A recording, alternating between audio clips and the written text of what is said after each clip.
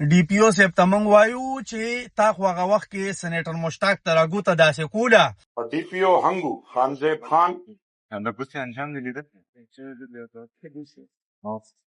بیا په یو قسم له غرور کې دا شونډې را پړسولي دي او دا لاس یې داسې کوږ کړی دی. اوس ورته سی ایم صاحب وایي سهیل اپریدي صاحب وایي د ګوتې انجام دې ولیده وایي بیا ګوته ونه خوځي.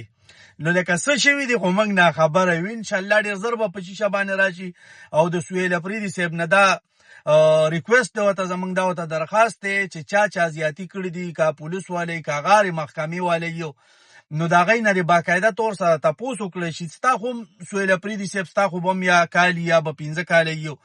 نو موږ وایو چې تا له خدای پاک دا کومه کامیابي درکړې ده، خدای پاک کوم موده درکړې ده او خدای پاک ډېر ونازولې. ګورې د عوامو بالکل په سر باندې راغستی، عوام در باندې ډېر زیات مین دي د پښتونخوا. بل ستاسو د طرفه دا ته لومبی وزیر اعلی نو خدای پاک ته له ډېر غټ عزت درکړی دی. نو د کوم عوامو سره چې زیاتی شوی دی نو کوشش وکړه چې د دوی ته تپوس وکړې. نن تا سره اختیار دی، سبا به ته هم بې اختیاره یې، موږ خو هسې بې اختیاره یو. موږ خو د خدای بندیان یو، ستاسو غویان یو. السلام علیکم.